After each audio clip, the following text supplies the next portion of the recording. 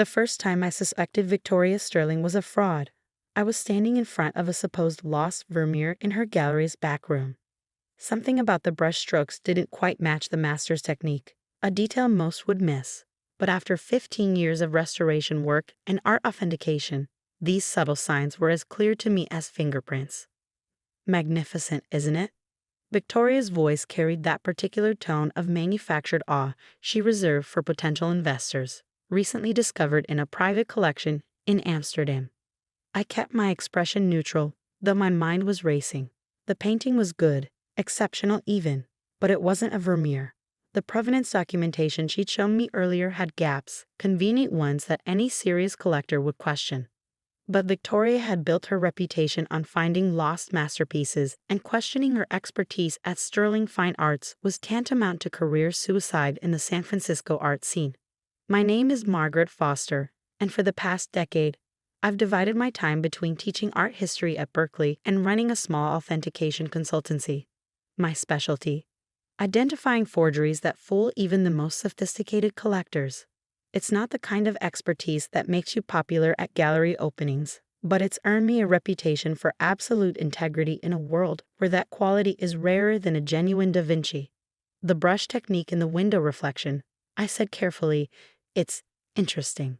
Victoria's perfectly maintained smile tightened slightly. At 45, she was the undisputed queen of the Bay Area art scene. Sterling Fine Arts had grown from a modest gallery to a powerhouse in just 5 years, largely due to her uncanny ability to source overlooked masterpieces from private European collections. The technique is consistent with Vermeer's middle period, she said dismissively. The provenance documents confirm it. I nodded, but my mind was already cataloging the inconsistencies. The pigments looked period appropriate, but there was something about the cracklier, the network of fine cracks in the paint, that felt too uniform, too deliberate. Natural aging creates random patterns. This was almost engineered. I'd love to have my team take a closer look, I offered. Pro bono, of course. A find like this deserves thorough documentation. That won't be necessary. Victoria's tone cooled considerably. We've already completed all required authentication procedures. Of course they had, and I was fairly certain I knew who had performed them. Marcus Bennett, a once respected authenticator whose recent certifications had raised eyebrows among serious scholars. But questioning his credentials would mean questioning Victoria's judgment, and by extension, the legitimacy of her entire collection. I should have left it alone, should have nodded, smiled, and kept my suspicions to myself. But integrity has always been my weakness, or my strength, depending on how you look at it. The signature, I said, leaning closer to the canvas. The flourish on the V, it doesn't quite match his other works from that period. The temperature in the room seemed to drop 10 degrees. Victoria stepped between me and the painting, her designer heels clicking sharply on the hardwood floor. Margaret, she said, her voice dripping with condescension. I know you mean well, but let's be clear. You're an academic.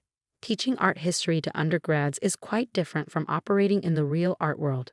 These pieces require discretion, understanding, a certain sophistication about how our world works. I understood perfectly. In the high-stakes world of fine art, questions about authenticity could sink million-dollar deals. Victoria wasn't just dismissing my expertise. She was warning me to keep quiet. Of course, I said mildly. I'm always eager to learn. Her smile returned, cold and professional. Stick to teaching, dear. Leave the dealing to professionals. That should have been the end of it. I should have walked away, focused on my students, my small consultancy, my quiet life of academic integrity. But 2 weeks later, everything changed. It started with a phone call from an old friend in Amsterdam. Michael van der Meer had been my mentor during my postgraduate work in art restoration, and his word carried weight in European art circles. Maggie, his Dutch accent was thicker than usual, suggesting agitation. Have you seen Sterling's new acquisition, the supposed Vermeer? I have, I said carefully, closing my office door at Berkeley. It's interesting. It's impossible, Michael said flatly. The provenance claims it came from the Backer collection, but I've personally cataloged every piece in that collection. This painting never existed there. My suspicions crystallized into certainty. Are you sure? Absolutely. And there's more. I've been hearing whispers about other pieces from sterling fine arts, provenances that don't quite add up, documentation with convenient gaps. I sank into my chair, my mind racing. Have you spoken to anyone else about this? Not yet. But Maggie, if what I suspect is true, this could be one of the largest art fraud schemes in decades. After hanging up, I sat in my darkening office, staring at the art history texts lining my walls. If Michael was right, and I knew he was, then Victoria Sterling wasn't just selling the occasional questionable piece. She was orchestrating a massive fraud, one that threatened the integrity of the entire art market. But proving it would be another matter entirely. Victoria had connections throughout the art world, and her gallery's reputation seemed unassailable. More importantly, she had the one thing that gave her absolute power in our world: trust. Collectors trusted her judgment, trusted her authentications, trusted her to turn their millions into priceless masterpieces. I spent the next week quietly gathering information. My position at Berkeley gave me access to databases of art sales and provenance records. Nights that should have been spent grading papers were devoted to tracing the histories of Victoria's most prominent acquisitions. A pattern emerged, subtle but undeniable. Over the past 5 years, Sterling Fine Arts had sourced an improbable number of discovered masterpieces, each with documentation just solid enough to satisfy wealthy collectors, but with convenient gaps that would make true verification impossible. But I needed more than suspicions and database records. I needed proof. Concrete, undeniable evidence that would stand up to the intense scrutiny any accusations would face. That's when I decided to set up my own gallery. It wasn't as impossible as it sounds. Years of consulting work had left me with substantial savings, and I owned a converted warehouse space in Oakland that I'd been using for restoration work. More importantly, I had something Victoria couldn't buy: genuine expertise and connections with legitimate collectors. Over 3 months, I transformed the warehouse into the Foster Gallery of Fine Arts. It wasn't glamorous like Sterling Fine Arts, but it had something more valuable: authenticity. Every piece I displayed came with impeccable, verifiable provenance. Every authentication was performed with rigorous documentation. And then I began acquiring my own collection, pieces that would make Victoria Sterling take notice. It started with a legitimate early Monet, purchased from a private collector in Paris who trusted my reputation. Then came a small but genuine Degas, its provenance traceable through 3 generations of a single family. Each acquisition was carefully documented, each authentication performed with multiple independent verifications. Victoria noticed, of course. She sent her assistant to my opening night, then began showing up at the same auctions where I bid. I could feel her watching, assessing, probably wondering how a mere academic had access to such pieces. The trap was baited. Now I just had to wait for her to take it. The opportunity came sooner than I expected. Through my European connections, I learned of a private collection coming to market in Vienna. Genuine pieces with rock-solid provenance, including an early Rembrandt sketch that would make any gallery owner salivate. I arranged to view the collection, making sure word of my interest reached Victoria's ears. The pieces were extraordinary, not just the Rembrandt, but several other Dutch masters, each with documentation that would stand up to any scrutiny. As I expected, Victoria appeared in Vienna 3 days after I returned to San Francisco. What she didn't know was that I'd already secured the collection through a private arrangement with the owner, an old friend who understood exactly what I was trying to accomplish. The next move was hers, and she didn't disappoint. "Margaret, darling." Her voice dripped honey as she swept into my gallery one Tuesday morning. "I've been meaning to stop by. Your little space is charming."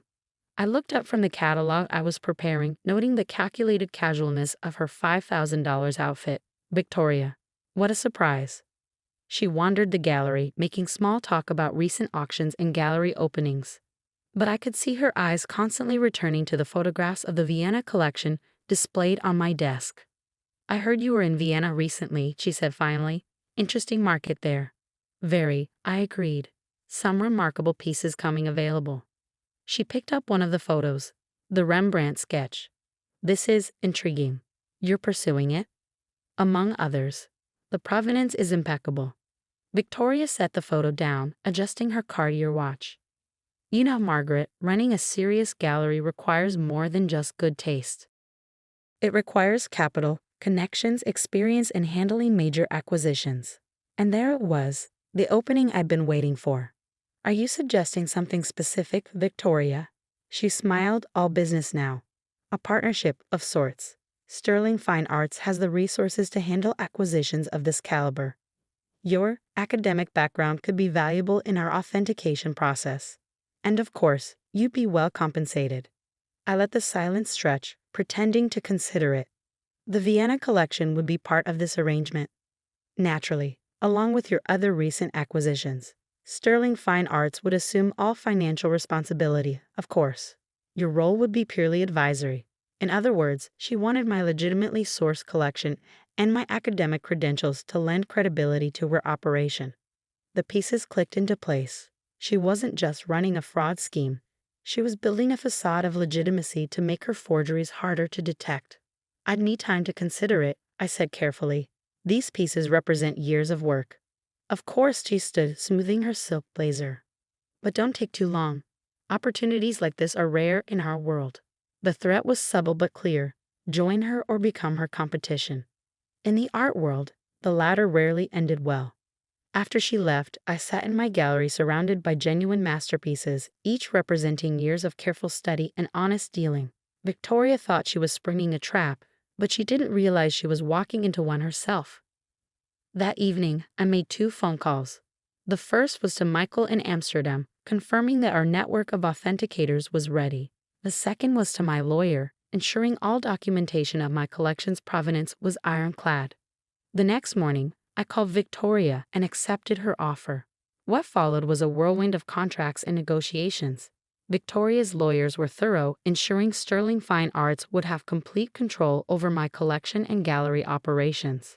I signed everything without argument, watching as she systematically absorbed my legitimate acquisitions into her operation. Within a week, my carefully curated collection was moved to Sterling Fine Arts. Victoria wasted no time announcing a major exhibition, featuring the Vienna collection as its centerpiece. The art world buzzed with excitement. These were pieces that hadn't been seen publicly in generations. The opening was scheduled for the following month. Victoria spared no expense, inviting collectors, critics, and museum curators from around the world. My role was carefully scripted. I would be presented as Sterling Fine Arts' new academic consultant, lending my credentials to Victoria's already sterling reputation. The trap was set. All that remained was to spring it. The night before the opening, I sat in my empty gallery, looking at the bare walls where genuine masterpieces had hung. My phone buzzed. A message from Michael. Authentication team ready. Documentation complete. I smiled, thinking of Victoria preparing for her triumph, unaware that tomorrow would bring a very different kind of revelation. She'd built her empire on lies. Using my collection as the foundation of legitimacy, she needed to sell her forgeries. But she'd forgotten the first rule of art authentication. The truth always leaves a trace if you know where to look. Tomorrow, the art world would discover exactly who the real professionals were. The morning of the exhibition, I arrived at Sterling Fine Arts 2 hours before the scheduled opening. Victoria's gallery had been transformed into a showcase of opulence, track lighting perfectly positioned, champagne flutes gleaming, and security guards stationed at strategic points. The irony of protecting forged masterpieces with state-of-the-art security wasn't lost on me. Margaret. Victoria's voice carried across the gallery. I need you to review the catalog one last time. We can't have any academic inaccuracies. I accepted the glossy catalog, admiring the professional layout. My legitimate pieces were prominently featured, their impeccable provenances detailed with Victoria's typical thoroughness. But mixed among them were her discoveries, the questionable Vermeer, 3 suspicious Van Goghs, and several other pieces that had raised eyebrows in serious art circles. Everything looks perfect, I said, returning the catalog. The authentication documentation is particularly impressive. Victoria's smile flickered slightly. Was that uncertainty I detected? Yes, well, Marcus has been extremely thorough. Marcus Bennett. The key to Victoria's operation, though she didn't realize I knew exactly how key he was. Over the past month, while helping integrate my collection into Sterling Fine Arts, I'd been quietly building a complete picture of their fraud scheme. It was more sophisticated than I'd initially suspected. Victoria wasn't just dealing in forgeries. She was orchestrating a complex web of fake provenances, manipulated documentation, and carefully crafted stories about each piece's discovery. Marcus provided the technical validation, but the real genius was in how Victoria marketed the forgeries, mixing them with legitimate pieces like mine to create an aura of unquestionable authenticity. What she didn't know was that I'd been documenting everything. 3 weeks earlier, during the collection transfer, I'd accidentally left my laptop open while meeting with Victoria's authentication team. The specially configured device had captured every detail of their internal network, including encrypted communications with their forgers in Eastern Europe. Michael's tech experts had taken care of the rest. The Rembrandt sketch should be the centerpiece, Victoria was saying now, directing her staff to adjust the lighting.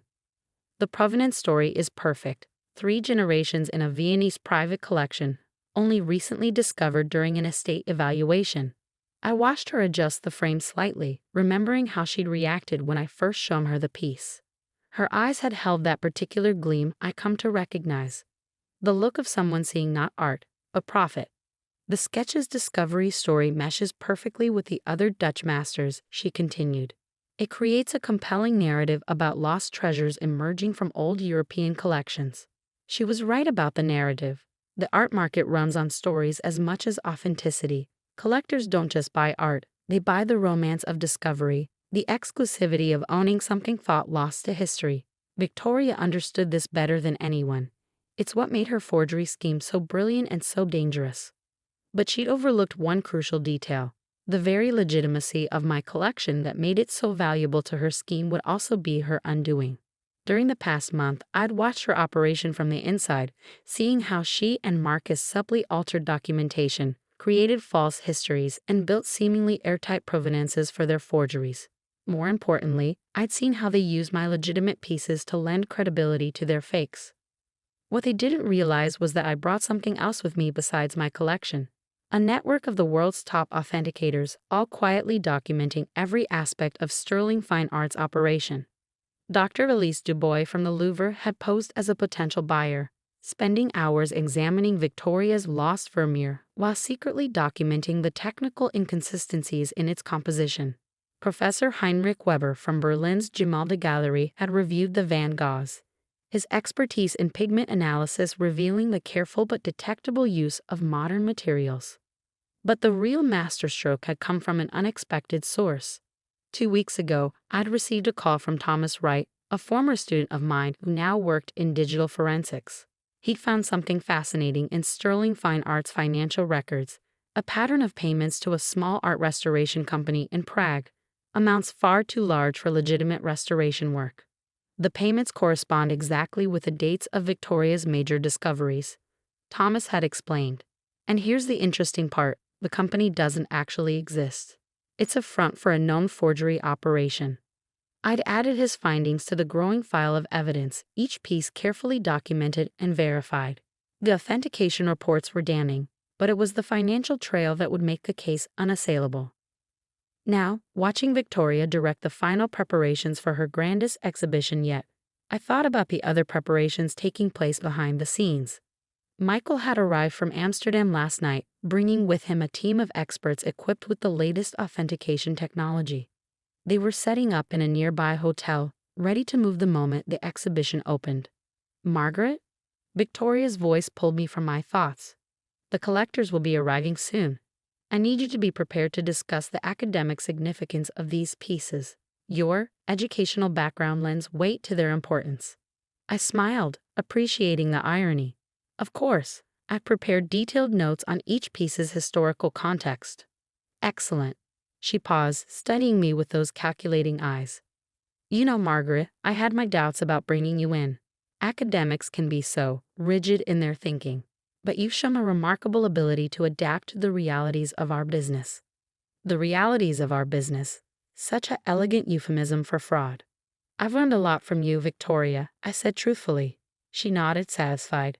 The art world requires a certain flexibility. Not everything fits into neat academic categories. Sometimes the story of a piece is as important as its provenance. Speaking of stories, I said carefully, I've invited a few colleagues from Europe. Their perspective on the Dutch masters could be valuable. European academics? Victoria's smile tightened slightly. That wasn't necessary. Marcus has already completed all required authentications. Of course, I said smoothly, but their presence adds scholarly credibility to the exhibition. After all, these pieces represent significant art historical discoveries. She couldn't argue without revealing her concern. Instead, she nodded curtly and moved away to supervise the champagne arrangement. I checked my phone. A message from Michael. Team in position. All equipment calibrated. Documentation teams ready.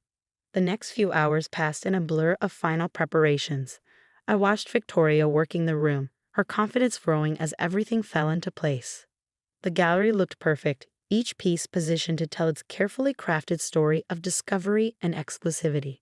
At 6:45 p.m., 15 minutes before the opening, Victoria gathered her staff for final instructions. I stood at the back, observing as she detailed how each major piece should be presented to collectors. Remember, she concluded, these works represent some of the most significant discoveries in recent art history. Their provenances are impeccable, their authentications beyond question. Tonight, Sterling Fine Art cements its position as the premier source for important historical works. The staff dispersed to their positions. Victoria turned to me, her expression triumphant. Ready for your academic debut in the real art world? I met her gaze steadily. Absolutely. I think tonight will be quite educational for everyone. She nodded, missing the double meaning in my words. The first guests will be arriving soon. Remember, focus on the historical significance. Leave the provenance discussions to me. As she walked away, I sent a final text to Michael. Opening in 15 minutes. Begin authentication protocols. The trap was set.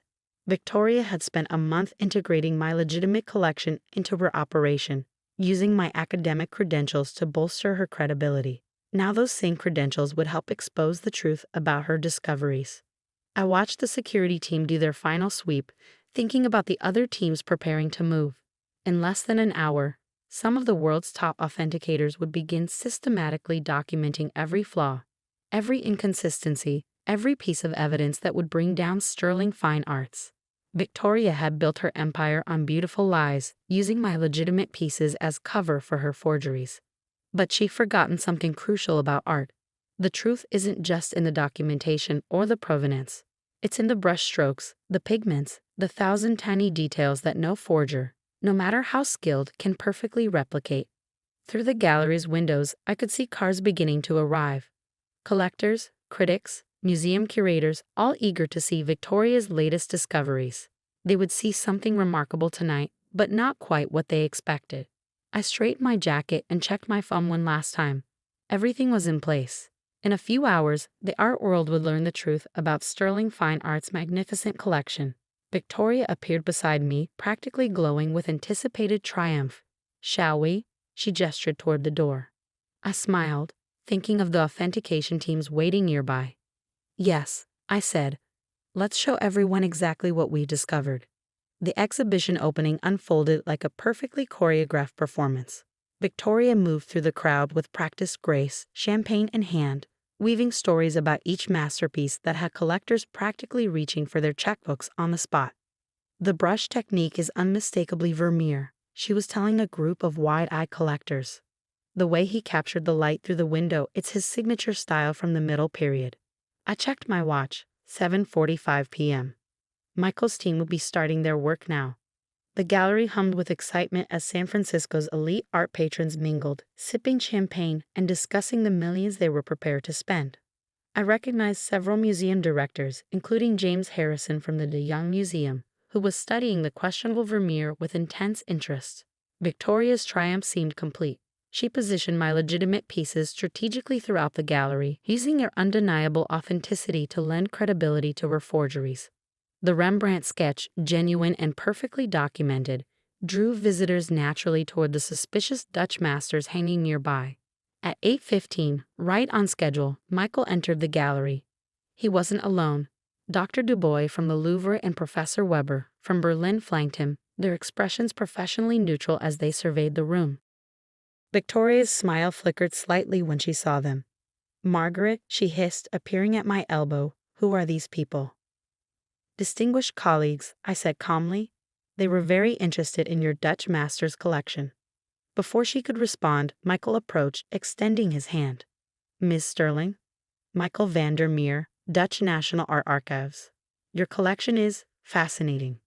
Victoria recovered quickly, but I caught the flash of panic in her eyes.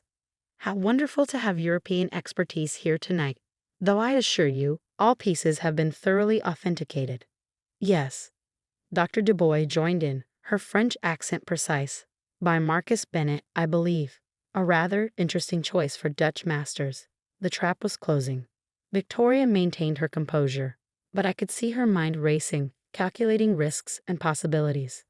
Perhaps, Michael suggested, we could discuss the technical details of the authentication process, particularly for the Vermeer. The provenance documentation mentioned the Backer collection. Victoria's face paled slightly. She knew as well as I did that Michael had personally cataloged that collection. I'm afraid the detailed documentation is at our secure facility, she said smoothly, but I'd be happy to arrange a private viewing. No need. Dr. Dubois interrupted, removing a tablet from her bag. We've already completed our preliminary analysis. The next hour was a masterpiece of professional demolition. As collectors watched in growing shock, the team of experts systematically exposed the truth about Victoria's prized discoveries. Dr. Dubois projected microscopic images of the Vermeer's paint layers, revealing pigments that didn't exist in the 17th century. Professor Weber demonstrated how the cracklier pattern had been artificially induced. Michael presented documentation proving the impossibility of the provenance stories Victoria had crafted. This isn't just a single forgery, Michael explained to the stunned audience. It's a systematic fraud operation using legitimate pieces to mask an extensive forgery network. Victoria stood frozen, her perfect composure cracking as her empire crumbled around her. When Thomas Wright arrived with the financial documentation linking Sterling Fine Arts to the Prague forgery operation, she finally broke. You, she turned to me, rage replacing her usual polish. You planned this? All of it? No, Victoria, I said quietly. You planned this the moment you decided to steal my collection and use it to legitimize your forgeries. The gallery erupted in chaos. Collectors who had spent millions on Victoria's discoveries demanded explanations. Museum directors who had authenticated pieces for their institutions pulled out phones, making urgent calls. Security guards looked uncertainly between Victoria and the exit. The legitimate pieces, James Harrison from the De Young asked, "How can we distinguish?" Every piece from my collection, I said clearly, has complete, verifiable documentation. I prepared a detailed catalog. Victoria laughed suddenly, a harsh sound that cut through the commotion. You self-righteous academic. You think exposing this changes anything? Art is about stories, about making people believe. I sold them what they wanted to believe. No, I corrected her. You sold them lies. Art is about truth, in every brush stroke, every pigment, every detail that true masters left behind. That's what you never understood. The police arrived at 9:30. Victoria maintained her dignity as they led her away. But Marcus Bennett broke immediately, confirming every detail of the operation. The Prague connection, the forged documentation, the elaborate scheme to mix forgeries with legitimate pieces, it was all exposed. In the aftermath, my phone didn't stop ringing. Museums worldwide wanted my authentication services. Collectors begged for help evaluating their purchases. The art world was in upheaval, and somehow I'd become its voice of integrity. 1 week after the exhibition, I sat in my restored gallery space in Oakland, surrounded by my legitimate collection, returned by court order from Sterling Fine Arts. Michael had flown back to Amsterdam, but not before helping me establish new authentication protocols that would become the industry standard. You've changed things, he told me before leaving. The art world needed this wake-up call. Looking at my collection now, I thought about Victoria's words about stories and belief. She wasn't entirely wrong. Art does tell stories. But the true masterpieces, the ones that survive centuries, tell stories of authenticity, of human genius and creativity.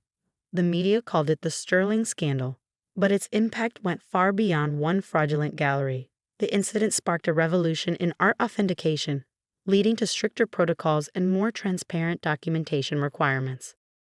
My authentication consultancy became the gold standard, trusted by museums and collectors worldwide. Victoria faced multiple federal charges for fraud and money laundering. The trial made headlines, exposing the dark underbelly of the art world. Marcus Bennett turned state's evidence, revealing a network of forgery operations that reached across Europe. But the real victory wasn't about punishment or revenge. It was about protecting the integrity of art itself, the genuine masterpieces that human creativity has produced across centuries. 6 months later, I received an unexpected letter. It was from Victoria, writing from federal prison. "You were right," she wrote, "about all of it. I forgot that real art carries truth in every stroke. Perhaps that's why your collection always outshone my forgeries. Authenticity has a quality that can't be faked."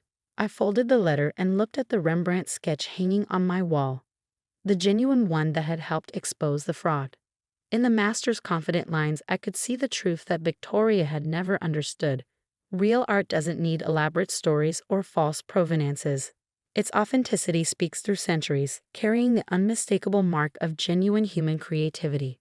My gallery flourished, but not in the way Victoria's had.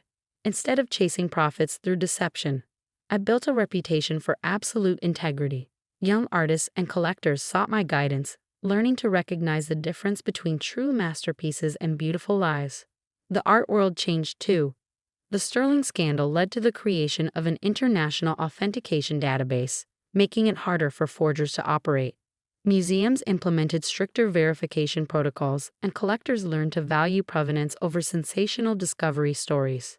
Sometimes, late at night in my gallery, I think about Victoria and the choice she made to value profit over authenticity. In the end, her greatest forgery wasn't the fake Vermeer or the suspicious Van Goghs, it was the lie she told herself about what art really means. As for me, I returned to teaching at Berkeley, but with a new course added to my schedule: Authentication and Integrity in the Art World. My students learn not just about brushstrokes and pigments, but about the fundamental truth that Victoria never grasped. In art, as in life, authenticity is the only masterpiece that truly matters. The Rembrandt sketch still hangs in my gallery, a reminder of how truth prevails in its own quiet way. Its genuine brushstrokes tell a story no forger could ever replicate, a story of real creativity, true mastery, and the enduring power of artistic integrity. And that's a story worth more than all the forged masterpieces in the world. The first time I suspected something was wrong at Metropolitan General Hospital was during the routine safety audit in the surgical wing. As chief of patient safety, I developed a habit of doing these walkthroughs personally, not trusting the sanitized reports that crossed my desk. "Dr. Mitchell," a nurse called out, hurrying to catch up with me. "There's something you should see in OR3. I'm Dr. Sarah Mitchell, and for the past 8 years, I've dedicated my life to keeping patients safe at one of Boston's largest hospitals. My colleagues often joke that I can spot a safety violation from across the building. They're not entirely wrong. After 15 years in hospital administration and a PhD in healthcare quality and patient safety, certain things just jump out at you. The issue in OR3 turned out to be a malfunctioning air handling system, something that should have been flagged weeks ago in the maintenance reports. But like many other problems I've been finding lately, it had somehow slipped through the cracks. "How long has this been going on?" I asked the nurse, already pulling out my tablet to document the violation. "At least 3 weeks," she said quietly, glancing over her shoulder. "We've reported it multiple times, but nothing had been done." It was becoming a familiar pattern, one that had started shortly after Richard Harrison took over as hospital director 6 months ago. I'd noticed the changes immediately, subtle at first, then increasingly obvious. Maintenance requests delayed, safety protocols streamlined, staff training sessions shortened, all in the name of efficiency and cost-cutting. "I'll take care of it," I assured the nurse, adding the violation to my growing list. "And thank you for bringing it to my attention." Back in my office, I pulled up the maintenance records. The air handling system issue had indeed been reported, multiple times.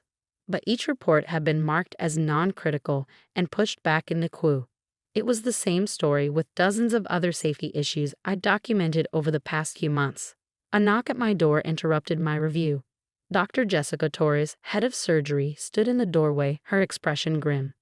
"Sarah, we need to talk about what happened in OR7 yesterday." My stomach tightened. I'd been waiting for this conversation since receiving the incident report this morning. A patient had developed a post-operative infection, the third such case in 2 months. The new sterilization protocols? I asked if I already knew the answer. Jessica nodded, closing the door behind her. They're not working, Sarah. The shortened cycle times, the reduced chemical concentrations. We're seeing contamination rates we haven't had in years. I know. I pulled up the statistics on my computer, showing her the trend lines I've been tracking. Infection rates are up 47% since the new protocols were implemented. I submitted 3 reports to Harrison about it. Let me guess. He said it was within acceptable parameters? I smiled grimly. His exact words were well within industry standards. But he's using outdated benchmarks. The current safety standards are much stricter. What are we going to do about it? I'm preparing a comprehensive report for the next board meeting. Every incident, every violation, every cost-cutting measure that's compromised patient safety. It'll be hard to ignore the numbers. Jessica leaned forward, lowering her voice. Be careful, Sarah. Harrison has the board wrapped around his finger. All they see are the cost savings and efficiency metrics. She wasn't wrong. Since taking over, Harrison had cut operating costs by 15%, a feat that had earned him glowing praise from the hospital board. What they didn't see were the corners being cut to achieve those savings. After Jessica left, I spent hours compiling data for my report. The patterns were clear and disturbing. Increased infection rates, longer recovery times, more post-operative complications. All coinciding with Harrison's efficiency improvements. But I needed more than just statistics. I needed concrete evidence that would force the board to act. Over the next week, I dug deeper into the hospital's records. What I found was worse than I'd imagined. Harrison wasn't just cutting corners, he was systematically dismantling safety protocols that had taken years to build. The sterilization issues were just the tip of the iceberg. Maintenance schedules had been stretched dangerously thin. Staff training hours had been slashed. Quality control checks had been reduced to the bare minimum required by law, and sometimes not even that. I documented everything meticulously, building a case that no one could ignore. But Harrison wasn't stupid. He must have noticed my investigations, my detailed questions, my careful documentation of every violation. The confrontation came sooner than I expected. It was late evening, and I was reviewing staff rotation schedules when Harrison burst into my office, his face flushed with anger. What the hell is this? He slammed a document onto my desk, a copy of the preliminary report I'd been preparing for the board. That, I said calmly, is a comprehensive analysis of patient safety metrics since your new protocols were implemented. This is garbage, he spat. Cherry-picked data designed to undermine my authority. Do you have any idea how hard I've worked to make this hospital efficient? Efficient at what cost? I stood up, meeting his glare. The infection rates in OR7 alone are well within acceptable parameters. He cut me off. You and your obsession with gold standard protocols are costing this hospital millions. Do you know how much money we've saved with the new sterilization procedures? Do you know how many patients have developed infections because of those procedures? His face darkened. Watch yourself, Dr. Mitchell. Your position here isn't as secure as you think. Is that a threat? It's a reality check. The board meeting is in 2 days. If you present this report, if you try to undermine everything we've accomplished, everything you've accomplished, I corrected him. And what exactly is that? Cutting costs by compromising patient safety, trading people's lives for profit margins? Harrison's smile was cold. You really don't get it, do you? This is a business, Sarah. A business that was hemorrhaging money before I took over. Sometimes difficult decisions have to be made. Not with people's lives. He straightened, adjusting his tie. I'm giving you a chance here. Withdraw the report. Get on board with the program. Otherwise what? You'll fire me for doing my job. For protecting patients. For being unable to adapt to necessary changes. For refusing to embrace modern healthcare management practices.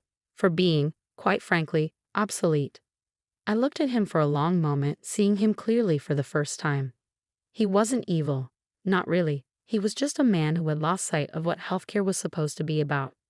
The report stays, I said quietly. The board needs to know the truth.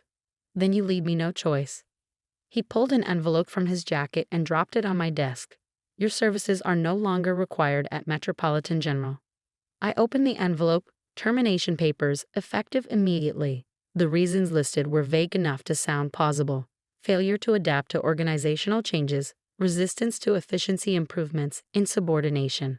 Your XCESSIV safety PRO TOCOLOVs are costing US money, he shouted, his composure finally cracking. We can't afford your outdated idealism anymore. I looked at the papers, then back at him, feeling strangely calm. You know what we really can't afford, Richard? The lawsuits that will come when people start dying from preventable infections. The investigations that will follow when someone finally looks closely at what you've been doing. Get out, he snarled. Security will escort you to clear your office. I stood slowly, gathering my personal tablet, my own device, not the hospital-issued one. Of course. But Richard, you might want to postpone that board meeting tomorrow. Why's that? I smiled, thinking of the detailed records I'd been compiling, the evidence I gathered, the witnesses I prepared. Because the medical board will be very interested in what I have to show them. His face paled slightly. You wouldn't dare. Watch me. I walked to the door, then turned back. You know what the funny thing is? All those safety protocols you called excessive. They weren't just protecting patients. They were protecting you too. As security escorted me out of the building, I could feel Harrison watching from his office window. He thought he'd won, thought he'd silenced another troublesome idealist who didn't understand the realities of modern healthcare. But he'd forgotten something crucial about patient safety professionals. We document everything. And tomorrow, those documents would tell a story that not even the hospital board could ignore. In my car, I pulled out my phone and made 3 calls. The first was to my lawyer, confirming our meeting first thing in the morning. The second was to Dr. Torres, who had been quietly gathering her own evidence from the surgical department. The third call was to my old colleague at the state medical board, the one who had been waiting for months for concrete evidence of safety violations at Metropolitan General. It's time, I told her. I have everything you need. Tomorrow would be interesting indeed. Harrison thought you fired another naive idealist who cared too much about safety protocols. Instead, he just armed the one person who could expose everything he'd been trying to hide. Sometimes being too careful is exactly what the situation requires. The night after my termination, I sat in my home office surrounded by 8 years' worth of meticulously maintained records. My laptop displayed a secure cloud drive containing thousands of documents, incident reports, safety violations, maintenance logs, and staff complaints. Harrison had no idea that I'd been building this archive since the day he started changing protocols. My phone buzzed. A message from Dr. Torres. 3 more post-op infections reported today. Harrison's trying to classify them as unrelated incidents. I added this information to my growing file, remembering the conversation I'd had with Jessica Torres 4 months ago when we first noticed the spike in infection rates. Document everything, I told her then. Every infection, every complication, every deviation from standard protocols. And make copies. Lots of copies. She had done exactly that, as had dozens of other healthcare professionals throughout Metropolitan General. They'd seen what was happening under Harrison's leadership, and they trusted me enough to share their concerns and their evidence. At 7 a.m., I met with my lawyer, David Cohen, in his downtown Boston office. He'd already reviewed most of my documentation, but the new files from the past week made him raise his eyebrows. This is more serious than we thought, he said, studying the infection rate charts. These numbers, if these had been reported properly to the medical board. They were reported. I corrected him. Harrison just found ways to classify them differently. Split them into separate categories, spread them across departments so the pattern wouldn't be obvious. David nodded, making notes. Deliberate misclassification of adverse events. That's a serious violation of reporting requirements. He looked up at me. You know they'll try to discredit you, paint you as a disgruntled former employee.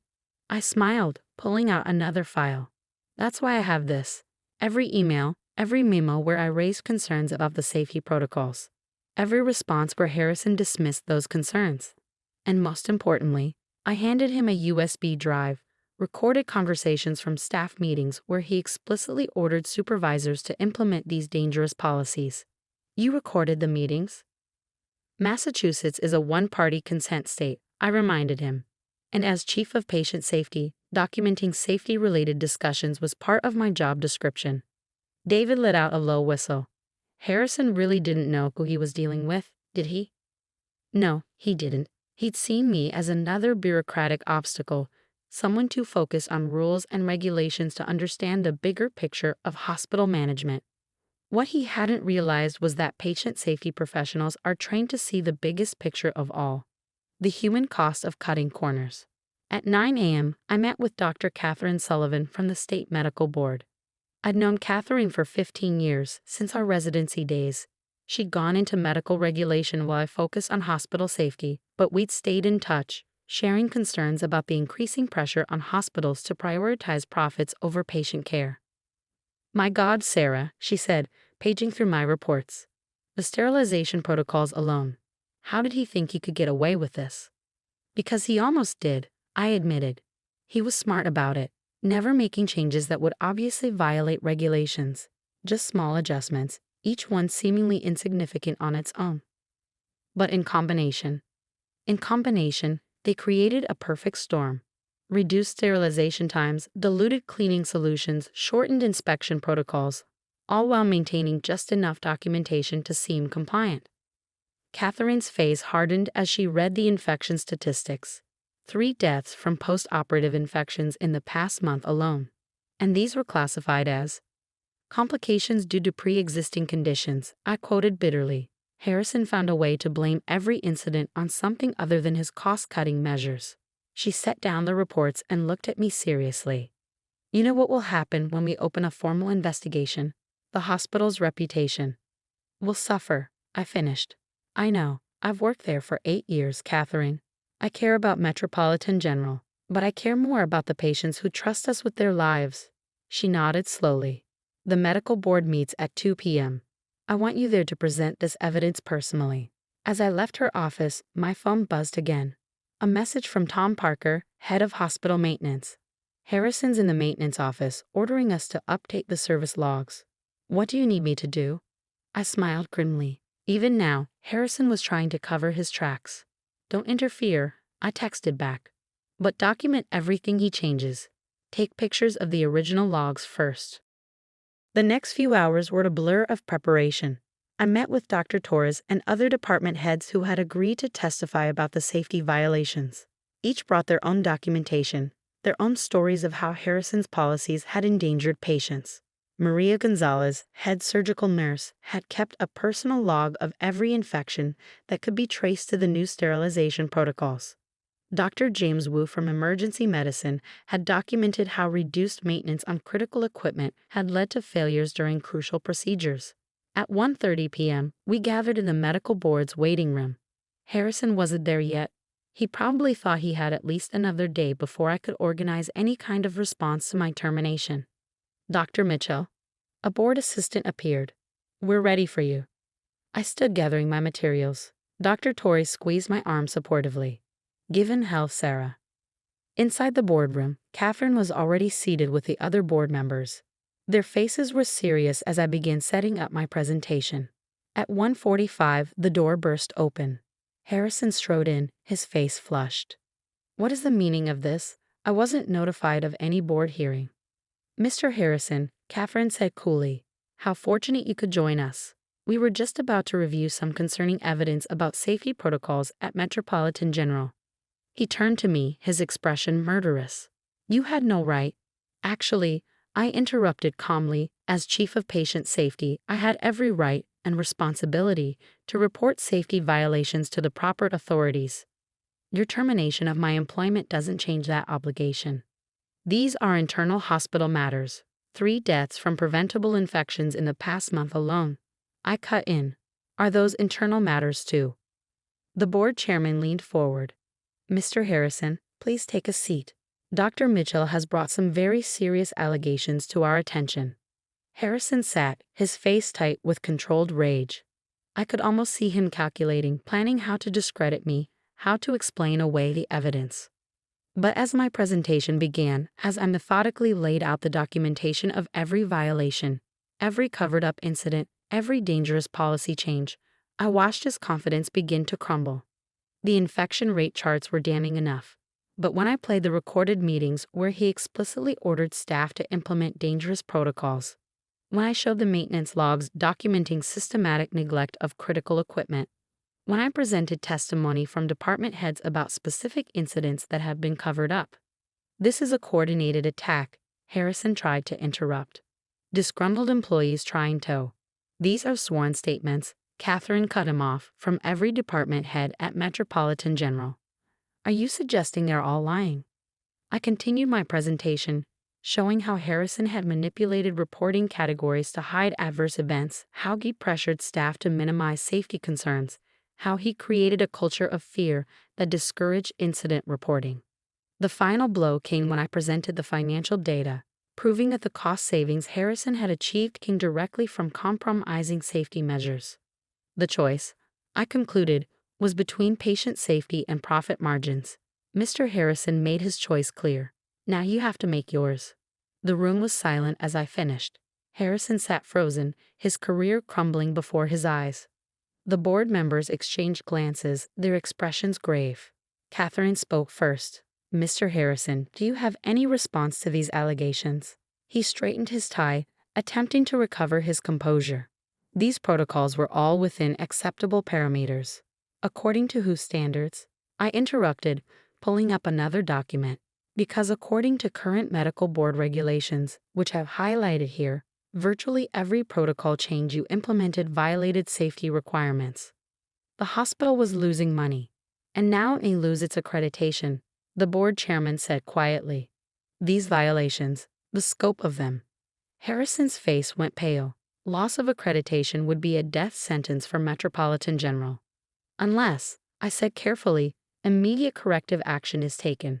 I've prepared a comprehensive plan to restore proper safety protocols along with a monitoring system to ensure compliance. The board members looked at me with interest. Harrison looked like he'd swallowed something bitter. You planned this, he said softly. All of it. No, Richard. I corrected him. You planned this the moment you decided that profit margins were more important than patient lives. I just documented it. The next 2 hours were intense. The board reviewed every piece of evidence, questioned every witness, examined every document. Harrison's attempts to defend his actions grew increasingly desperate as the weight of evidence mounted. By 5 p.m., the board had reached its decision. Harrison was suspended pending a full investigation. Metropolitan General would be placed under direct board supervision until proper safety protocols were restored, and I was asked to oversee that restoration. As we left the boardroom, Harrison stopped me. You've destroyed everything I built, he said, his voice shaking with rage. No, I replied quietly. I protected what generations of healthcare professionals built. A system where patient safety comes first. You tried to destroy that. I just wouldn't let you. Walking out of the building, I checked my phone. Messages were pouring in from hospital staff who had heard about the board's decision. Relief, gratitude, and hope filled their words. Tomorrow would bring new challenges, rebuilding trust, restoring protocols, repairing the damage Harrison had done. But for now, I felt a deep satisfaction. Sometimes being too careful means being exactly careful enough. The morning after the medical board hearing, I walked back into Metropolitan General not as a disgraced former employee, but as the board-appointed safety compliance director. The irony wasn't lost on anyone, especially not on the hospital board members who had supported Harrison's efficiency measures. Dr. Mitchell, board chairman William Douglas greeted me stiffly in the main conference room. We've reviewed the medical board's requirements for reinstatement of full accreditation. And I kept my voice neutral, though I could see from their faces that the reality of the situation had finally sunk in. The costs of implementing these safety protocols, he began, are significantly less than the cost of losing accreditation. I finished, or the lawsuits that would follow if the public learned about the compromised safety standards. The room fell silent. These were business people used to thinking in terms of profits and losses. Now they were facing a different kind of mathematics. One where human lives figured into the equation. What do you need from us? Douglas asked finally. Complete autonomy to implement necessary changes, no interference from the board on safety protocols, and a public commitment to maintaining these standards regardless of cost. That's a lot to ask. No, I corrected him. That's the bare minimum required by law. What Harrison did, what you allowed him to do, wasn't just unethical. It was criminal.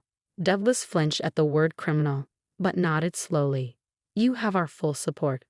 The work began immediately. My first step was assembling a team of department heads who had helped expose Harrison's violations. Dr. Torres from surgery, Dr. Wu from emergency medicine, Maria Gonzalez from nursing, people who had risked their careers to document the truth. First priority, I announced in our initial meeting, is addressing the immediate safety risks. The compromised sterilization protocols, the maintenance backlogs, the stacking shortages in critical areas. Harrison's people are still in key positions, Dr. Wu pointed out. They won't make this easy. He was right. Despite Harrison's suspension, many of his loyal administrators remained, embedded throughout the hospital's bureaucracy. They had careers and reputations invested in maintaining the fiction that his policies had been legitimate. But I had something they didn't: proof. Over the next week, we methodically addressed each safety violation documented in my reports. The sterilization protocols were immediately restored to proper standards. Critical equipment maintenance was expedited. Stacking levels were increased to ensure proper safety monitoring.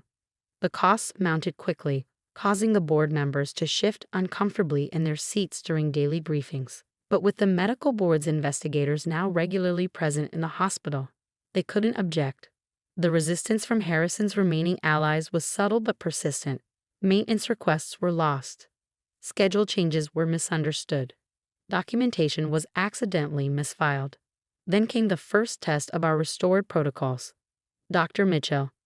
Maria Gonzalez caught me as I was leaving a department meeting. We've got a situation in War 4. The new safety protocols just prevented a major incident. I followed her to the surgical wing, where Dr. Torres was waiting with a grim expression. The equipment check you reinstated, she explained. It caught a critical fault in the anesthesia delivery system. Under Harrison's protocols, we wouldn't have found it until... She didn't need to finish. We all knew what could have happened. Document everything, I instructed. Every detail, every person involved, every potential consequence that was avoided. The incident became our first success story. Concrete proof that the restored safety measures were saving lives. I made sure the report reached every board member and department head. But our opponents weren't finished. 2 days later, an anonymous letter circulated through the hospital, detailing the excessive costs of the new safety protocols and warning of potential layoffs and department closures. I called an all-staff meeting. Let's talk about costs. I began projecting financial data onto the screen. Specifically, the cost of a single wrongful death lawsuit, the cost of lost accreditation, the cost of destroying public trust in our hospital. The room was silent as I displayed the numbers. But more importantly, I continued, let's talk about the costs we can't calculate. The cost of a preventable death. The cost to a family who loses a loved one because we decided saving money was more important than saving lives. The anonymous letters stopped after that. 3 weeks into our reform efforts, I received an unexpected visit from James Chen, a patient who had survived one of the post-operative infections during Harrison's tenure. I read about what happened in the papers, he said, sitting carefully in my office. About the compromised protocols, the covered-up incidents. Mr. Chen, I'm so sorry for. He held up a hand. I'm not here to complain. I'm here to help. I'm a lawyer, specializing in healthcare compliance. And I think my experience as a patient here gives me a unique perspective. By the end of our meeting, we had outlined a patient advocacy program. A direct channel for patients to report safety concerns without fear of being ignored or dismissed. The changes weren't easy, and they weren't quick. Every day brought new challenges, new resistance, new attempts to compromise or circumvent the safety protocols. But we had something Harrison never understood: the support of the people who actually did the work. Nurses, doctors, technicians, maintenance staff. They had all seen the consequences of compromised safety standards. They became our eyes and ears, reporting violations, suggesting improvements, maintaining the standards we'd fought to restore. 6 months after the medical board hearing, we received the official report on our progress. The hospital had not only met all requirements for maintaining accreditation, but had exceeded them in several areas. Patient safety metrics are above national averages, Catherine told me during her final inspection. Infection rates are down 60%. Equipment failure incidents have been virtually eliminated. And the costs? I asked, thinking of the board's initial resistance. She smiled. Actually decreased in the long run. Turns out preventing complications is cheaper than dealing with their consequences. Harrison's criminal trial began that winter. The evidence we gathered led to multiple charges of criminal negligence and fraud. As I testified about the systematic dismantling of safety protocols, I couldn't help but think about how differently things might have turned out if he'd succeeded in silencing me. 1 year after my termination, I stood in the same surgical wing where I first discovered the problems with the air handling system. The maintenance logs show regular checks, proper documentation, immediate response to any issues. Dr. Torres joined me on my rounds, now serving as both Chief of Surgery and Deputy Safety Director. "Remember what Harrison used to say?" she asked. "Safety protocols are just bureaucratic obstacles." I nodded, checking the latest sterilization records. Now we know they're the foundation everything else is built on. The hospital had changed profoundly. Safety wasn't just a department or a set of protocols anymore. It was part of the culture, integrated into every decision, every procedure, every aspect of patient care. Harrison's efficient policies had saved the hospital $15 million over 6 months. Our safety protocols had saved something more valuable: trust. Trust from patients, from staff, from the community. Last week, I received a letter from a patient's family. Their mother had undergone high-risk surgery at Metropolitan General. The procedure had gone perfectly, with every safety protocol followed exactly as designed. "We chose your hospital," they wrote, "because we heard about your commitment to patient safety. Thank you for showing us what that really means." I pinned a letter to my office wall next to the termination notice Harrison had given me a year ago. Sometimes being too careful means being exactly what patients need. Metropolitan General became a model for other hospitals, proof that patient safety and financial stability aren't mutually exclusive. We developed training programs sharing our protocols and procedures with healthcare facilities across the country. The medical board used our case to strengthen safety regulations statewide, closing the loopholes Harrison had exploited. His trial led to new laws requiring greater transparency in hospital safety reporting. As for me, I still do my daily rounds, still check every protocol, still document everything. Some call it excessive caution. I call it doing my job. Because in healthcare, there's no such thing as being too careful when lives are at stake. Every safety check, every protocol, every documented incident is part of a system designed to protect the most vulnerable: patients who trust us with their lives. Harrison never understood that. He saw safety protocols as obstacles to efficiency, barriers to profit. What he didn't see was that they're actually the foundation of everything we do in healthcare. Without them, we're not just risking lawsuits or accreditation, we're risking the very thing we're sworn to protect: human life. Today, Metropolitan General stands as proof that doing the right thing isn't just morally correct, it's also good business. Our patient satisfaction scores are at record highs. Our complication rates are among the lowest in the state. And our costs? Well, it turns out that preventing problems is a lot cheaper than dealing with their consequences. Sometimes I think about Harrison serving his sentence and probably still believing that I was just an obstacle to his vision of efficient healthcare. He never understood that true efficiency in healthcare isn't about cutting corners. It's about getting things right the first time, every time. Because in the end, the price of safety isn't measured in dollars and cents. It's measured in lives saved, complications prevented, and trust maintained. And that's a price worth paying every single time.